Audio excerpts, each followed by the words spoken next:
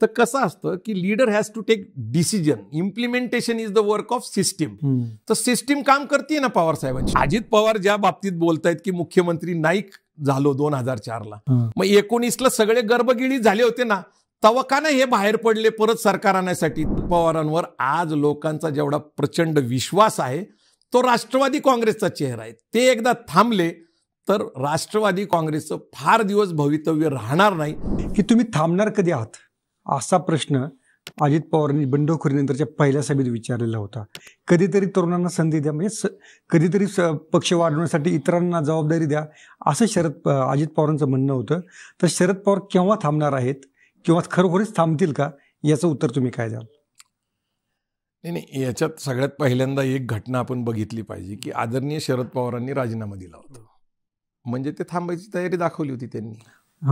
परंतु देशभरामध्ये जे राष्ट्रवादी काँग्रेसचे लोक काम करतात वेगवेगळ्या पक्षात, त्याचं नेत्याचं महत्व असतं. जसं आता आपण करुणानिधीचं उदाहरण घेऊ शकतो.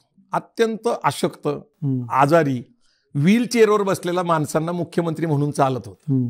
तर कसं असतं की leader has to take decision, implementation is the work of system.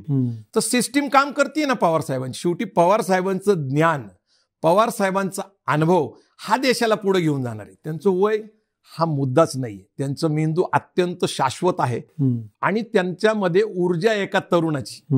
मग अजित पवार ज्या बाबतीत बोलतायत की मुख्यमंत्री नाईक झालो 2004ला, मग 19ला सगळे गर्भगिळी झाले होते ना, तेव्हा का नाही हे बाहेर पडले परत सरकार आणण्यासाठी. शरद पवार तेच तरुण व्यक्तिमत्व आहे ज्यांनी 19ला या देशामध्ये चमत्कार घडवला.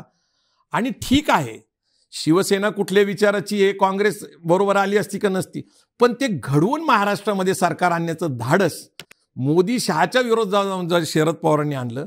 त्या शरद पवारांवर आज लोकांचा जेवढा प्रचंड विश्वास आहे तो राष्ट्रवादी काँग्रेसचा चेहरा आहे. ते एकदा थांबले तर राष्ट्रवादी काँग्रेसचं फार दिवस भवितव्य राहणार नाही. ही वस्तुस्थिती जनमानसातल्या प्रत्येक माणसाला माहिती आहे.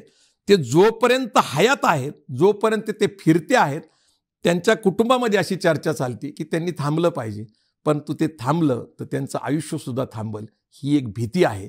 ते जोपर्यंत फिरतायत तोपर्यंत ते कार्यरत आहेत, तोपर्यंतच त्यांना आयुष्य आहे. ही त्या माणसाची ऊर्जा आहे आणि ती ऊर्जा आहे जनसामान्यातले लोक, ही त्यांची ऊर्जा आहे. ते सतत प्रवास करतात, सतत लोकांत जातात, सतत चर्चा करतात, महिलांची चर्चा करतात, तरुणांची चर्चा करतात, शेतकऱ्यांची चर्चा करतात. ही त्यांची ऊर्जा आहे. आणि म्हणून शरद पवार सकाळी 6:30ला ज्यावेळेस बाहेर पडतात, 11 वाजेपर्यंत ते न थाकता आजही एका तरुणाला लाजवल एवढं काम करतात.